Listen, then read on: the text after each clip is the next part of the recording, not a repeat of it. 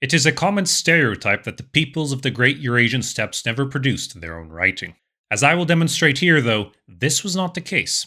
In this video, I will focus on Mongolian writing from the 13th century to the 19th, and give you an idea of the volume of the material that survives.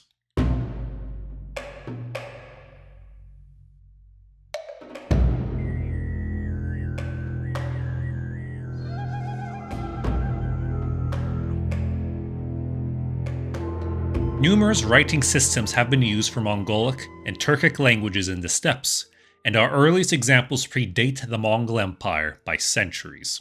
Some of our oldest surviving material are stone inscriptions erected by steppe empires. As far as I am aware, the current oldest evidence for inscriptions in a Mongolic language is the Bugut inscription, written in the Brahmi script and dating to roughly the 580s Common Era in Orkhon, Mongolia. It was followed soon after by the Khuis Tolgoi inscription in Bolgan, dating to the early 7th century. They appear to have been erected during the early First Turkic Khaganate. Both scripts were brought to Mongolia by traders and missionaries who worked in the service of the steppe lords and were also used for administrative purposes. The Sogdian script also appears on Turkic coinage, for example. The most famous of all these monuments are the Orkhon inscriptions, erected during the 8th century in the Second Turkic Khaganate, and the Tonyukuk inscription in the Toul River Valley, both in Mongolia. Written in the Old Turkic runic script, with an accompanying translation into Chinese, they give short accounts of the history and ideology of the Khaganate. These were not the only inscriptions erected by the Gökturks or their successors, the Uyghur Khagans. Hundreds of inscriptions date from this period, such as the Terkin, Shinausu, Karabalgasun, or Suchi inscriptions. Some were erected by the Uyghur Khagans to mark the building of fortresses and cities, to short inscriptions of only a line or two marking a burial. In this period, they're mostly Turkic languages written in the runic or Sogdian scripts, sometimes with Chinese translations. The next major state to rule over the Mongolian plateau was the Khitan-ruled Lao dynasty. The Khitans, speaking a para-Mongolic language, develop a set of scripts modeled on Chinese graphs for writing Khitan, the so-called large and small scripts, which are still being deciphered.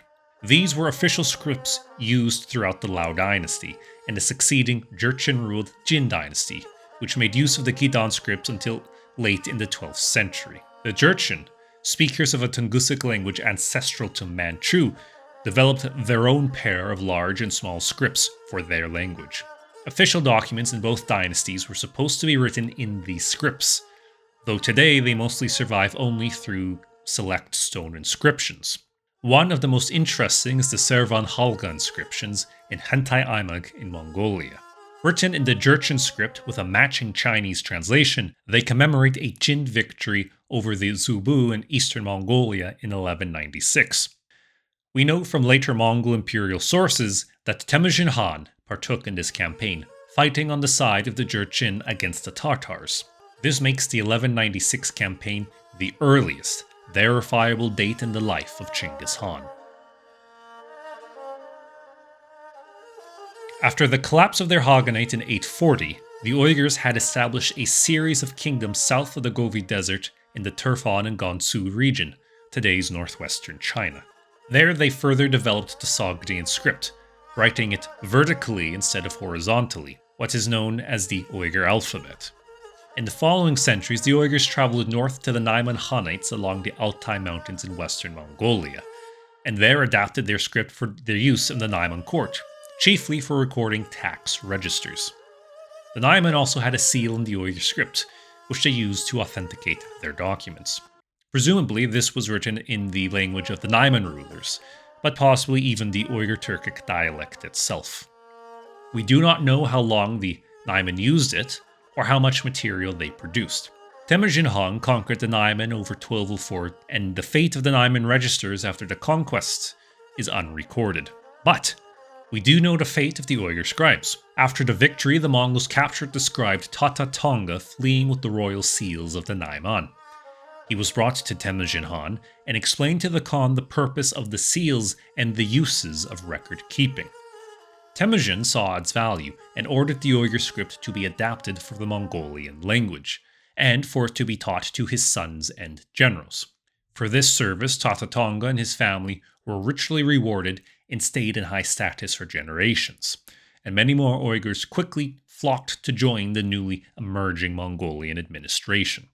Thus, when the Mongol Empire was formally declared in 1206, and Temujin Han took the title of Chinggis Khan, the new state already had an official script. Academically, this is known as the Pre-Classical Mongolian script, and the vast majority of Mongolian written materials before the 20th century used it. In Mongolian, it's commonly called Hudumbichik. Pre-Classical Mongolian, the written form of the language, is to be distinguished from Proto-Mongolic and Middle Mongolian, the spoken form over the 12th to 14th centuries. Pre-Classical refers to the written language from the 13th century until the 17th century, a period with greater variation in writing, infrequent use of diacritics, and often a lot of ambiguity in possible readings. From the 17th century to the 19th, we have Classical Mongolian, a more standardized form with extra letters and diacritics to improve readability and better capture the sounds of foreign languages, helping to meet the demands of the extensive translation of Buddhist works happening at the time. Written Mongolian in Hudumbichig is very conservative in how it is spelt, and it is sometimes compared to a case of the glossia. While the spoken language evolved over time, changes to the orthography were slow and reflect a much earlier form. In theory, two individuals whose dialects were nearly incomprehensible could communicate through Hudumbichig, as it was in effect a different form of the language. Possibly the earliest surviving writing in pre-classical Mongolian is the Chinggis stone, also called the Yisunga inscription. Dated to 1224-25, it commemorates how, upon the return from the Khwarezmian Empire, Chinggis Khan's nephew Yisunga shot an arrow apparently over 250 meters. The inscription was located east of Lake Baikal near the ruins of a Mongol Empire era town called Kherkira, which is suspected to have been a palace residence of Yisunga and his heirs. This was only the first of many Empire-era inscriptions. Many are what are termed Sino-Mongolian inscriptions. That is, they have text written in both Mongolian and Chinese. Sometimes it's a translation of the same material, and other times different messages. This is the case of a 1257 inscription to honor Great Khan Mengke, found in Hulsgalaimig in the 1950s near the ruins of a 13th century Buddhist temple and palace. Some inscriptions have the majority of the body in Chinese, with only a short message in Mongolian, such as an edict of Toragene Hatun erected in Henan in China in 1240, where the Mongolian is only a line simply stating, "Those who disobey will be punished." It was also used for record keeping. We have numerous references to the presence of scribes called bichechi, who would write down the declarations and utterances of Chinggis Khan and his successors. Legal decisions, population, and tax registers were recorded in so-called blue books, Kurkodepter. Annotated genealogies of the imperial and other lineages were kept in the golden books, the Altandepter. There are references to chronicles of reigns of Khans called Topchion, which were forbidden to access by outsiders. Possibly one of the earliest registers we have is a list of 95 commanders of 1,000 that Chinggis Khan appointed in section 202 of the Mongol Unikutcha Topchion, though you may know it better by its English translation, The Secret History of the Mongols. The Secret History of the Mongols is the most famous piece of early Mongolian writing. This was a private history of the imperial family, likely composed, as Christopher Atwood has persuasively argued, on the orders of Mengke Khan in 1252. It contains important state secrets, such as the composition of the imperial bodyguard, the Keshig, and private information on the youth of Chinggis Khan, but moreover, serves to justify the coup of Mengke Khan. Now, the original 13th century version, presumably written in Mongol Uyghur script, does not survive. What we have is a Ming-era copying from the late 14th century. The Ming dynasty used it as a guide to help its officials who interacted with Mongols to learn Mongolian. The Mongolian was therefore rendered phonetically in Chinese characters, even with pointers on where to place the tongue in the mouth in order to pronounce things correctly. Alongside this was a parallel translation in Chinese. However, in the Mongolian steppe, there survived at least a partial version of the secret history written in Mongolian in the Uyghur script. At least 2/3 of this was reused in the mid-17th century Altan Topçi of Lübsamdanzen, written in the classical Mongolian script. Recently, fragments were uncovered in Olonsuma in Inner Mongolia, the ruins of an Uyghur city, and a partial manuscript was also found in Tholong Monastery in Tibet. By compiling these versions, the pre-classical Mongolian of the original can be relatively faithfully reconstructed. Beyond this, there are extant letters from some of the Khans in the pre-classical script. These are letters in Mongolian of the Ilkhans Abaka, Argun, Gazan, and Olcay-Tuhurabanda, some sent to the kings of France and to the Pope. Usually, these were sent with an accompanying translation, written by Europeans who worked for the Ilkhans. Thus, why other letters only survive in their Latin translation. In this letter of Gulya Khan on screen, sent to Pope Innocent IV in the 1240s, we have both the Latin and the original. We can see the heading was written in Turkic in the Arabic script, with the main body in Persian, under the expectation it would be easier for the Europeans to find translators, and the imperial seal of the Great Khan written in Mongolian in the Uyghur alphabet. In the 1260s, Kublai Khan, knowing the difficulties of the pre-classical script, tried to address this while also stepping into the mold of the Lao and Jin emperors. He ordered a new universal script that, it was hoped, would be used for writing all the languages of the Mongol Empire. Under the direction of the Phags-pa Lama, a new 41-letter square script based upon Tibetan was unveiled in 1269. This was the Phags-pa script. While it fell short of replacing every writing system on Earth, Kublai and his successors did use it for all official documents, inscriptions, coinage, and gerga, the imperial passports. Buddhist works translated in Mongolian in the Yuan period were written in Phags-pa. Over 30 edicts and stone inscriptions of the Great Khans written in Phags-pa are still extant, largely in Mongolian but with some in Chinese written in Phags-pa as well. There are also short pieces of Phags-pa from the Golden Horde in Ilkhanate, dating from periods where these Western Khans recognized the overlordship of the Great Khan and would signify this by using the Great Khan's Phags-pa script. In both scripts, perhaps the single most attested phrase in Mongolian is Menkut Tengri Yin Hutshindor, by the will of eternal blue heaven. It is often followed by Yekisu Jalayin Egigindur, a somewhat difficult phrase to translate but something like by the protection of the divine charisma. We see a continuation of practice from the Turkic Runist script, where Tengri is written without the first vowel. While it is often claimed that Mongolian fell out of use in favor of Turkic, Chinese, or Persian by the end of the 13th century, this is not true. In fact, over the 14th century, the number of surviving Mongolian documents increases dramatically. I counted a minimum 30 surviving pieces that can be reliably dated to the 1200s. For the 1300s, a minimum of nearly 400 documents survive, in the form of letters, seals, inscriptions, edicts, contracts, or translations of works into Mongolian. This is only a small part of what is currently extant, and I just have not found yet in making my chart, and all of the material that survives today is itself only a fraction of what had actually been in use during the days of the Mongol Empire. Some of the great examples we can show off here have been found in Iran and Azerbaijan from the Ilkhanate. For example, this translation of an Alexander romance into Mongolian. This fragment combining the Mongolian phrase, by the will of eternal heaven, with an appeal to support from the Prophet Muhammad. Letters of Ilhan Abu Sa'id, where we can see the Mongolian pronunciation of his name, was Busaid. This Golden Horde piece is one of the most famous, a poem written in birch bark in the pre-classical script of a Mongolian soldier longing for his mother and his homeland. As might be expected with the breakup of the Khanites, writing declined. For the 15th century, I've so far only been able to identify 4 extant pieces. But the language did not immediately disappear. Several decrees from Ilkhanate successor states feature Mongolian, such as this decree from 1358, written in Persian, with a short message in Mongolian on the back, Bichiba, simply meaning it is written. Another decree from that year issued in Azerbaijan by the Jalayirid Sultan Sheikh Uveyaz Batar is a tax decree written in both Persian and Mongolian, showing how 20 years after the collapse of the Ilkhanate, Mongolian was still in some use.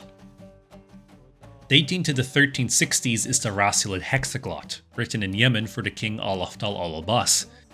It is a glossary/dictionary with terms translated in Arabic, Persian, Turkic, Greek, Armenian, and Mongolian, all written in the Arabic script. From the early Ottoman Empire in the 15th century and held in the Topkapi archives, we have a tetraglot vocabulary in Persian, Arabic, Ottoman Turkish, and Mongolian, suggesting either use of Mongolian in Anatolia or presence of people who could still read it and had access to Ilkhanate documents. Coming from Central Asia, we have the immense Muqaddamat al-Adab, another dictionary/glossary. While the original Persian-Arabic sections date to the 12th century, it received extensive additions likely in the 15th century, adding Turkic and Mongolian. It suggests continued use of Mongolian even into the Timurid Empire, something also implied by some written accounts as well. For example, when Ibn Khaldun met Emir Timur outside Damascus in 1401, he noted that some materials in Timur's court were still being translated into Mongolian. After the drop-off in the 1400s and 1500s, writings in Mongolian increased dramatically in the 1600s. In part because of a great deal of letters the Mongols sent to the Manchu in the years before and after the establishment of the Qing dynasty are all preserved in the Qing archives. Following the major conversion to Buddhism of many of the Mongols in the 16th century, there was a concerted effort to translate Buddhist works into Mongolian. The final Chinggis monarch of Mongolia, Ligdan Khan, ordered the translation of the entirety of the Buddhist canon, the Kanjur, into Mongolian in 1628-9. The needs for the translation in literary tasks of the 1500s and especially in the 1600s saw addition of new letters and increased use of diacritics to the Bitchik to do a better job of capturing the sounds of Tibetan and Sanskrit. This new, more standardized period for the Mongol script is what we start to term the Classical Mongolian script. In the 1970s, a horde of late 16th and 17th century documents written in the classical script on birch bark were discovered in the ruins of Harbuk Balgas in Bolgan-Imig, Mongolia. Much of this is Buddhist sutras and the like, but also odes to Chinggis Khan and law codes.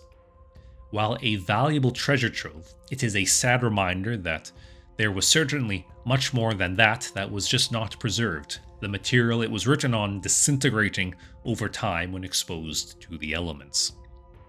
This is also a period where we see new histories that combine Buddhist cosmology and Mongolian history, turning Chinggis Khan into a magical Buddhist hero in works like the various Altan Topçi, but also the Erdeniyin Topçi and Chagan Toyka.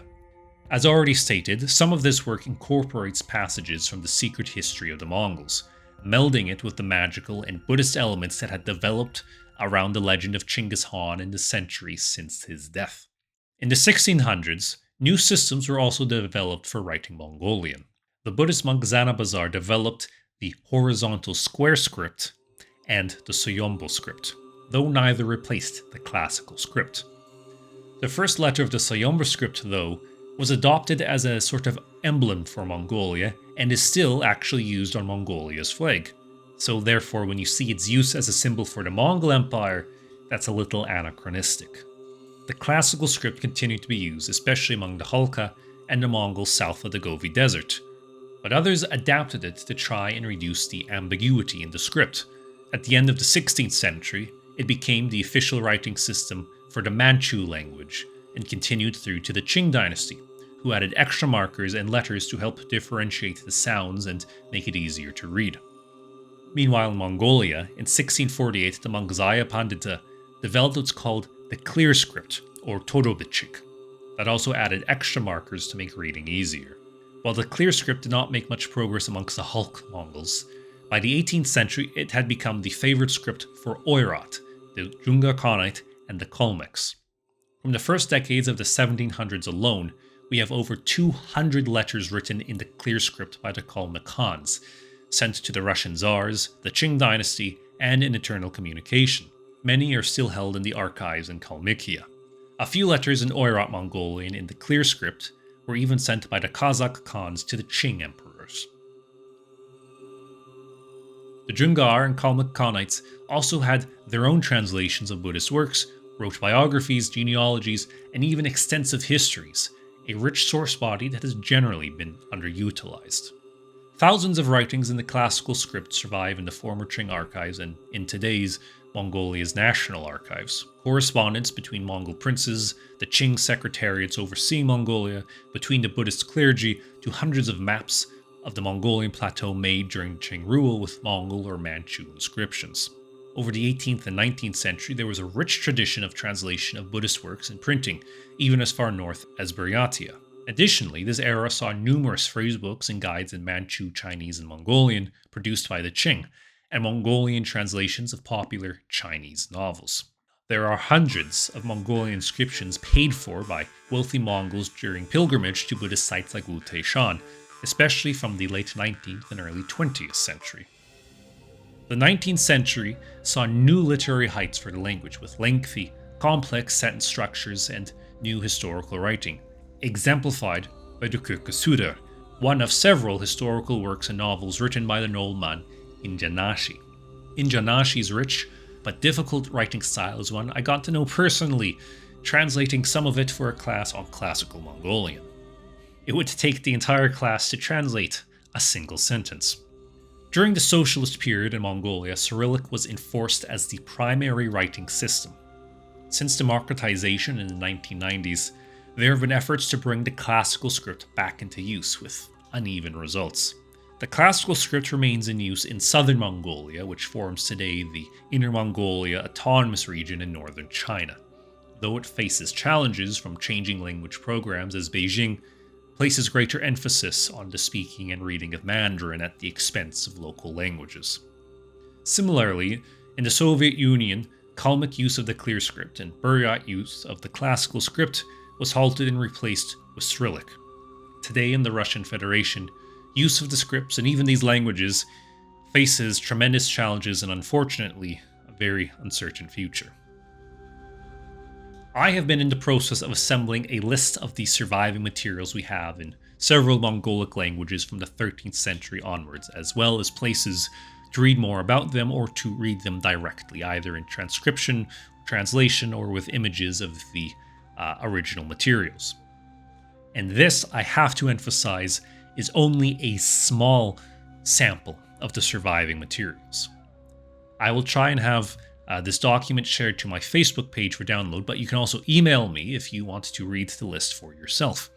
In short, we have an immense volume of materials in Mongolian in several scripts written over the last 800 years. Rather than the stereotype of nomads never using writing, they actually use a rather great amount of it. Even more than I had anticipated, because I did not make a very good chart for organizing it or displaying it.